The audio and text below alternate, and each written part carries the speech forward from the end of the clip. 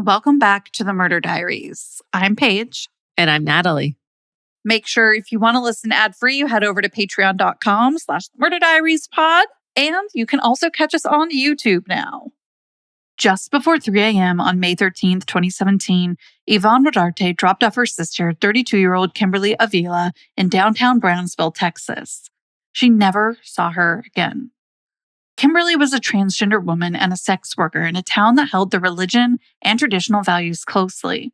Though Kimberly's family immediately accepted her for who she was, others believed her lifestyle and choices led to her disappearance. The LGBTQ+ community rallied around the Avilas while they searched and pleaded with the public for answers, but none came.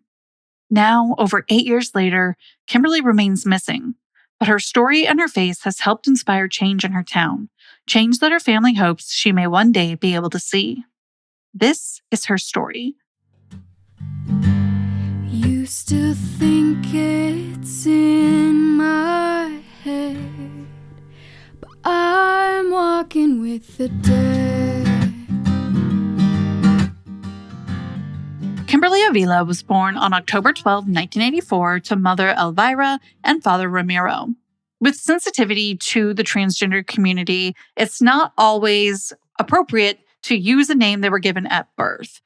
For context of quotes and other items that we talk about in this case, I do want to mention that at birth, Kimberly was given the name Ramiro Jr. and was often referred to as Junior. Throughout this episode, you will hear Kimberly's family occasionally refer to her as Junior or with male pronouns. And this is because Kimberly described herself as gender fluid. Kimberly would still dress in what's considered male clothing without makeup and respond to Junior, mostly when at home, but loved to get glammed up in dresses and sparkly outfits too, including a wig and a full face of makeup to go out on weekends. For the sake of consistency, throughout the remainder of this episode, we will refer to her as Kimberly and with she, her pronouns, unless quoting somebody like I mentioned from her family who uses Junior and or he, him. Kimberly's sister Yvonne Rodarte told Disappeared that they knew Kimberly was gay from a young age. She loved dressing up in their mom's high heels, and while other boys in the family were playing with cars, Kimberly always had a doll in her arms. She was different, but in the best way. She came out to her family in middle school, and she was met with a fully unsurprised and completely supportive family. Yvonne said that she had nothing to worry about, saying, "We weren't going to change him or trade him for anything in the world. He could be himself, and that's when he was at peace." Kimberly's younger brother, Noe Avila, said that Kimberly was a great sister to him. He explained that, "To me, he was Junior, and to our family, he was Junior. But to our friends and everyone not living in our household, he was Kimberly." Kimberly would tell her family that she was gender fluid, one person with their family and another person when she went out.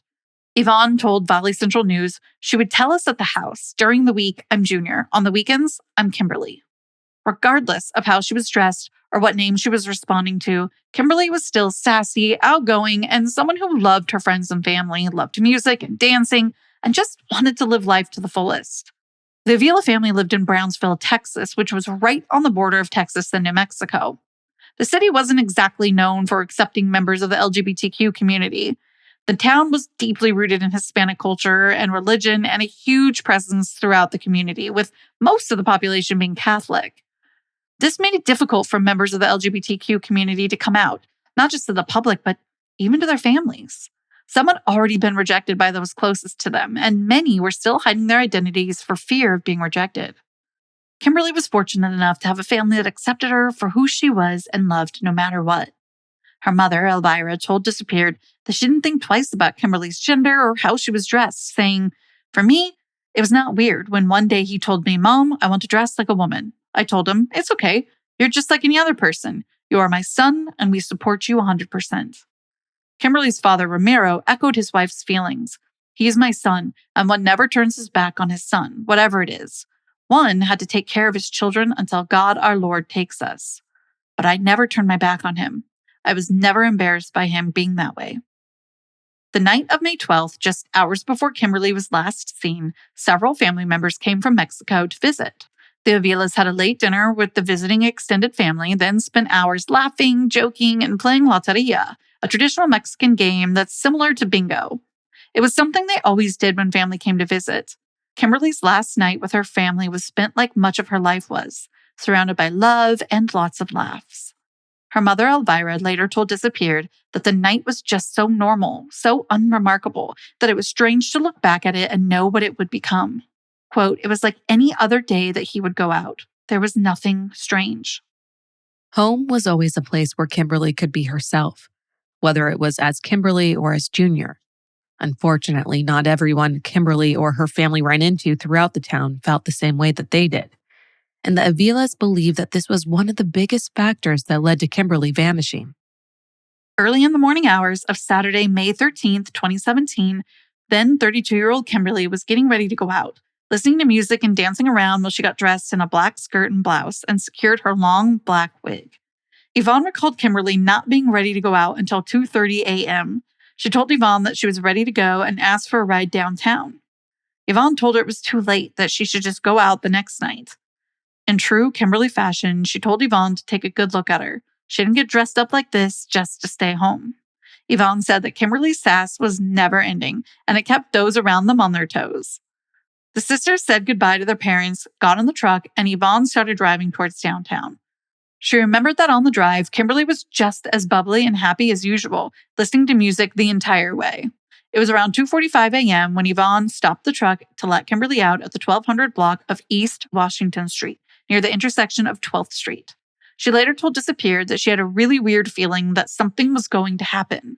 Yvonne told Kimberly again, "Why don't we go back home? You can go out tomorrow," that she'd give her a ride back later, but Kimberly said she'd be fine. She assured Yvonne that there were a lot of people out there and that she wouldn't be out long. Kimberly told Yvonne that she'd see her in the morning before getting out of the truck. Yvonne circled the block 3 times before finally heading home, still with that same odd, indescribable feeling that something bad was going to happen. It ended up being a feeling that stuck with her forever. Yvonne said, "I went home to wait for her and she never came home." When Kimberly's brother woke up that Saturday morning, his mother told him that Kimberly hadn't come home yet and wasn't returning anyone's calls, both of which were extremely out of the ordinary for her. She never just didn't come home, and she'd call one of the family members if she needed a ride. Elvira called Yvonne and asked her, was she sure that Kimberly wasn't at her house? Yvonne said that she hadn't seen or spoken to her sister since dropping her off downtown at 2:45 a.m. that morning. Yvonne, with a growing feeling of dread, waited for a phone call that Kimberly was back home or that she'd call her brother Noe or their mother, but it didn't come. Instead, her mother called every hour, continuing to say that Kimberly was still missing and that something was definitely wrong. The family called every hospital in the area, giving them Kimberly's description, but they found nothing. The Avilas were in panic mode. As Yvonne drove around looking for Kimberly, she noticed a Brownsville Police Department patrol car parked behind the local high school. She stopped and told them what was going on. The officer asked her if she was ready to file a missing persons report. While the police department took that report, they told Yvonne that she'd have to wait until Monday to speak with the detective. In the meantime, the Avilas flocked to downtown Brownsville and began walking up and down the streets, through alleys and behind buildings, searching for any sign of Kimberly. The area where Kimberly had been was pretty close to the international border, and there were at least 2 blocks full of abandoned buildings with no lights. Yvonne recalled that she and her children even dug through a big trash can near where she dropped her sister off, looking for anything that might clue them in as to where Kimberly was. The Avilas continued to search downtown far into the night, but unfortunately, they found nothing that brought them any closer to finding Kimberly. On Monday, May 15th, the family went into the Brownsville Police Department to speak with the detective. Detective Melissa Gonzalez asked if Yvonne knew exactly what Kimberly was doing downtown that morning, but Yvonne said that she wasn't sure. Fortunately, Detective Gonzalez was quick to get the search and investigation started and told the Avilas that she'd keep them posted. The police department offered a $1,000 reward with hopes of bringing Kimberly back quickly. They set up a hotline and prepared to take tips. News stations picked up the story, and the Avilas were eager to get in front of the camera so that they could get Kimberly's name and information out to everyone possible. Despite how quickly the Brownsville Police Department responded and began investigating Kimberly's disappearance, there was so little information to go on. It felt like the case had gone cold from the moment Kimberly vanished. Thanks to the quick response from police and the determination of Kimberly's family, everyone in the community knew that Kimberly was missing within days of last being seen. However, not everyone in the community felt the same urgency to find her. Oscar Lopez, the CEO of Ponderosos, a public health organization that specializes in HIV prevention, substance abuse, Latino queer health, and community health empowerment, which is based in nearby Harlingen, Texas, told Disappeared that Brownsville was homophobic and transphobic. Lopez went on to explain that, in his opinion, the Brownsville Police Department hadn't always stepped up to help the LGBTQ community, so when he learned about Kimberly's disappearance and how quickly the department began investigating, he was impressed. Brownsville PD was trying to find any small lead, any piece of information that gave them something to go on. Due to the city's proximity to the U.S.-Mexico border, they checked surveillance footage around the international bridges but didn't see Kimberly. In most missing persons cases, cell phone records can provide helpful information. However, Kimberly's cell phone didn't have any service. She just used it to take pictures. There was no digital trail to follow. Another dead end. With no leads, there was also no evidence of foul play. This kept some of the Avila family hopeful that Kimberly might be okay. Yvonne and other family members continued to walk the streets of downtown Brownsville, with Yvonne going there every night around midnight and searching until the early morning hours, but finding nothing. One of Kimberly's good friends, Samantha, was a community activist for those in the LGBTQ community. She told Disappeared that the first time she met Kimberly, they were at a club together, and she could just remember her smiling and laughing the whole night. Samantha recognized that her friend's family was a one-of-a-kind, and she wasn't shocked to see how determined they continued to be. She said, "I feel like Kimberly was honored to have the parents that she had and the siblings that she had because they've been so supportive." Though the Avila's support for Kimberly never wavered, they watched how difficult it was for her just to exist in the community sometimes. Small things like going to the store would show Kimberly's siblings just how hateful some people could be. Noe said, "We still live in a world with discrimination. Sometimes it was extremely challenging because of the lifestyle he had." Noe went on to explain further that even when Kimberly wasn't wearing makeup or glammed up, just going out with her family as Junior, people would see the way she walked or how she spoke or just her personality. Unfortunately, she was bullied for simply being herself. Samantha explained to Disappeared that Brownsville and the surrounding area wasn't like the rest of Texas. It seemed like they were still 10 years behind on everything, including their acceptance of people with different lifestyles. According to the Human Rights Campaign Foundation, Texas is the state with the highest number of fatalities of transgender individuals. 10% of all these fatalities across the country took place in Texas. 83 of these victims were transgender women, like Kimberly. 84% of the victims were people of color, also like Kimberly. Keep in mind, these numbers don't include individuals like Kimberly who are missing. Investigators continued looking for leads while the Avilas papered the Brownsville area with missing flyers. Each flyer had Kimberly's information along with a picture of her how she looked the night she disappeared, as well as a picture of her dressed more casually as Junior. The family noticed by the next day, Kimberly's flyers had been torn, vandalized, defaced, or even burned. No other flyers were touched, just Kimberly's. The family continued to put up flyers with strange cars following them down streets watching the family. It scared Yvonne, but she didn't let it stop her from replacing every defaced flyer with 2 more. She wanted to know who was destroying them, thinking that they might know what happened to Kimberly or even be responsible for her disappearance. Just a few days after Kimberly's disappearance, a man was caught on camera defacing several of Kimberly's flyers on multiple occasions. Police tracked the man down and determined that he wasn't a threat and had no information about Kimberly's disappearance. Early on in the investigation, the Avilas reached out to investigative reporter and producer for CBS 4 in Harlingen, Derek Garcia. Garcia quickly realized how important the media would be in spreading Kimberly's story and began sharing any information he could on CBS 4. About a week after Kimberly's disappearance, a tip came into the news station suggesting that Kimberly might have been a sex worker in downtown Brownsville, and that's why she was out on the night she disappeared. Garcia told Disappeared that investigators wouldn't confirm or deny the claim, but that the Avilas told him that Kimberly was in fact a sex worker. This, along with her being transgender, significantly heightened the level of danger she faced every time she was out in the downtown area. Kimberly's brother said that he'd heard rumors about his sister being a sex worker, but he wasn't sure. Yvonne said that Kimberly didn't like to talk about it. She couldn't be sure that that's what Kimberly was doing on the night she disappeared, but regardless, she didn't deserve whatever might have happened to her. Community advocate Oscar Lopez explained that it was difficult for transgender women to gain and keep meaningful employment, especially in the Brownsville area, so sex work was common. Lopez also told Disappeared that transgender individuals who were assigned male at birth but now identified as female often wanted desperately to be accepted as a woman. For some, sex work was affirming for them. Not only did these men want to have sex with them, but they paid them for it. An unidentified young woman who identified herself as Kimberly's best friend told Disappeared that she last saw her about a month before she went missing. She described Kimberly as an incredibly selfless person, someone who would give anything to anyone without thinking twice about it. She said that Kimberly was a sex worker and that she thought Kimberly might have done it for some extra money. The two women and their group of friends would talk about it, not judging Kimberly, but urging her to be careful. The woman went on to explain that the area where Kimberly was last seen downtown was very dangerous and that a lot of people didn't want to come to that side. She pointed out 2 hotels where sex workers were known to meet with customers. Just about every sex worker had experienced violence while down there, and they all said the police didn't do anything when they came to them for help, so they stopped asking for it. Like many sex workers, those in Brownsville felt that they had good reason not to trust the police. Just a week after Kimberly disappeared, the Brownsville police executed a prostitution sting operation, and that's in quotes. It was pretty clear that this move only made things worse.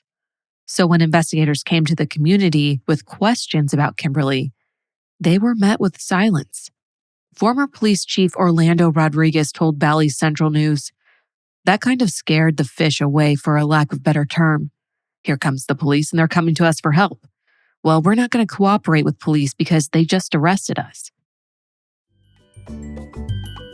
This episode is brought to you by Shopify. Every year, as we say goodbye to the past 12 months and hello to the new year, we promise ourselves and loved ones that at the start of the new year, it's finally time to meet that goal or start the business you've been dreaming about. Then time gets the best of us and we tell ourselves next year. Don't let that happen this time around. Make January 2026 the year you finally start the business you've been dreaming of with our trusted sponsor, Shopify. Shopify gives you everything you need to sell online and in person. Millions of entrepreneurs have already made this leap, from household names to first-time business owners just getting started. Shopify gives you all the tools to easily build your dream store. Choose from hundreds of beautiful templates that you can customize to match your brand. Setup is fast and easy with Shopify's built-in AI tools that write product descriptions and headlines and help you edit product photos. Marketing is built in too. Create email and social campaigns that reach customers wherever they scroll. As you grow, Shopify grows with you. Handle more orders, expand to new markets, and do it all from the same dashboard. In 2026, stop waiting and start selling with Shopify.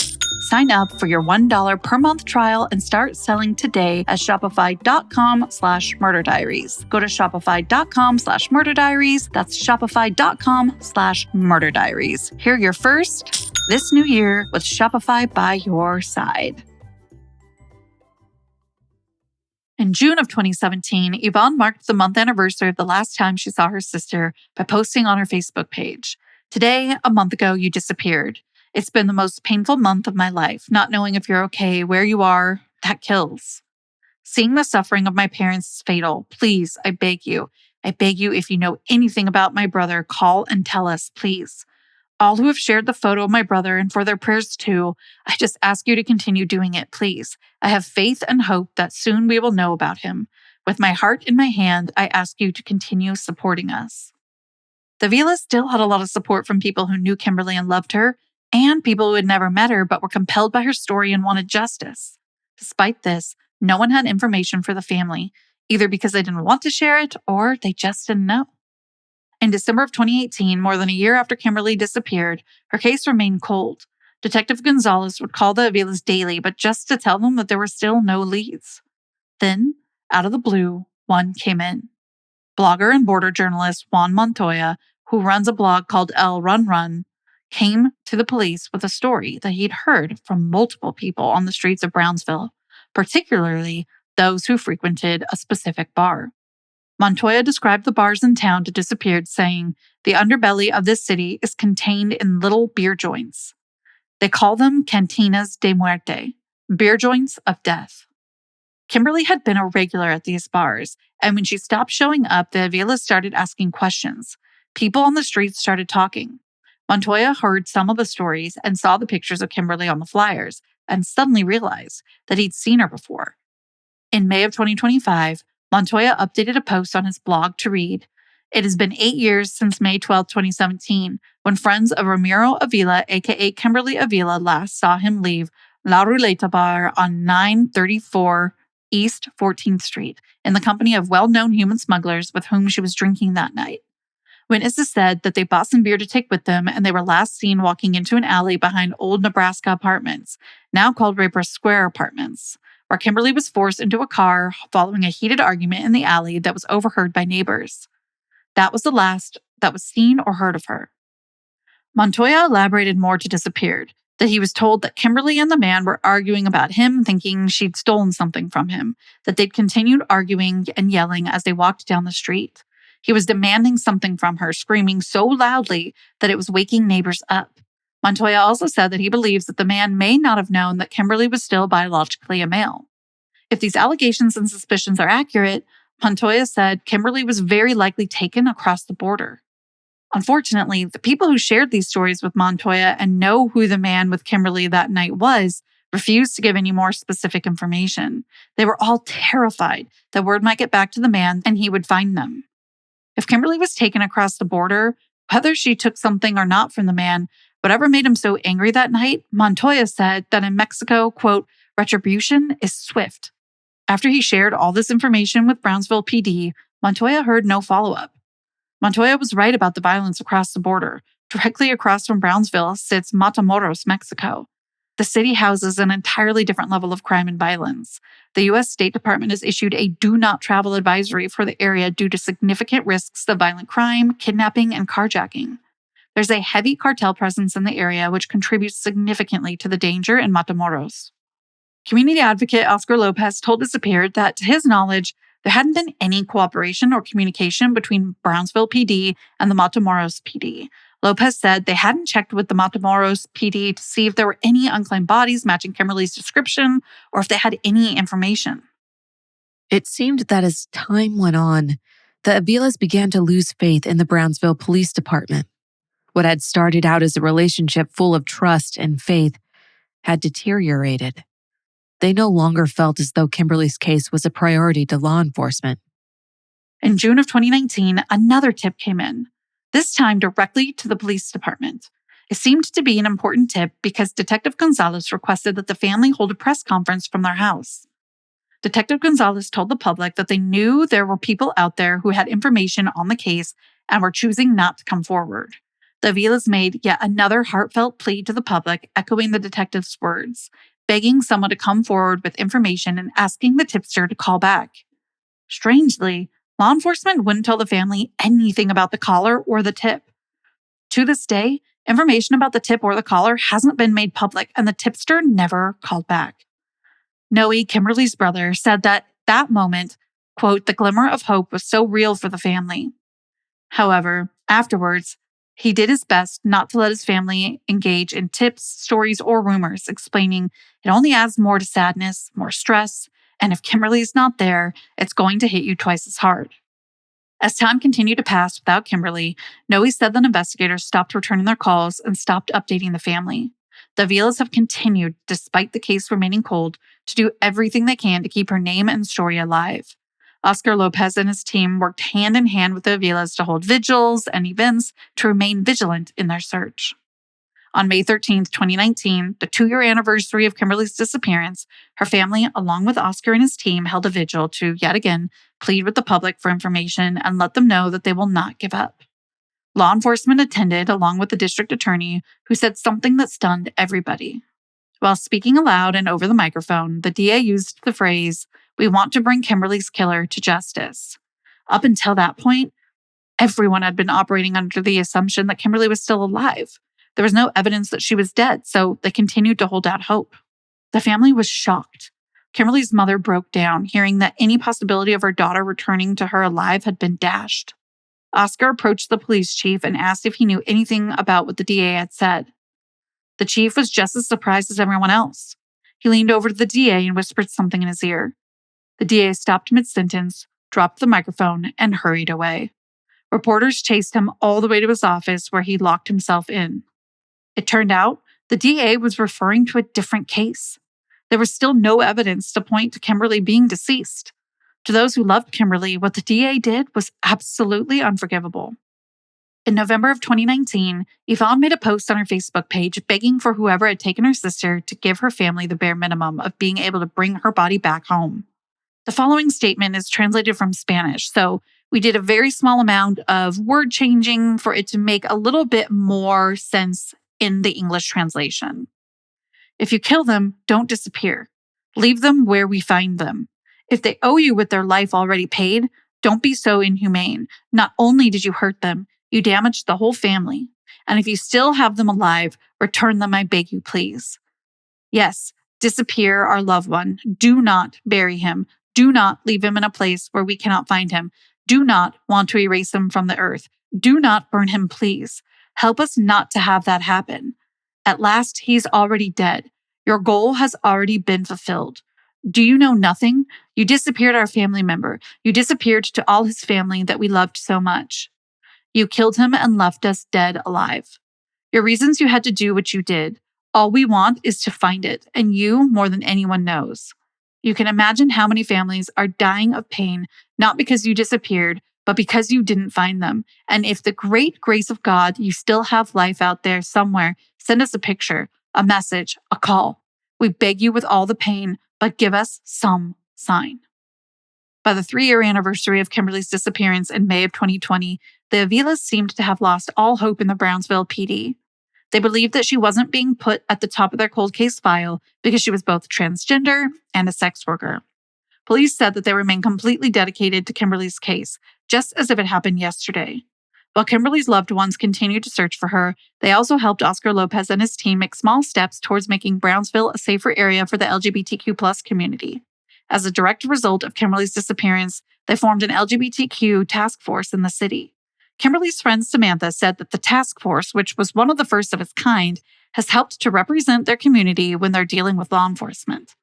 Though Yvonne is incredibly proud of what's happened, it's hard to forget that it's at the expense of possibly never seeing her sister again. She explained to Disappeared that she wished badly that Kimberly could be there to see the positive changes that have happened. Kimberly's father told Disappeared in 2022, "I would like to tell him, if he's seeing me, to come back home, that this is his house and it always has been, that we are eagerly waiting, looking forward to seeing him again. I ask God that he lets me see him again before I die."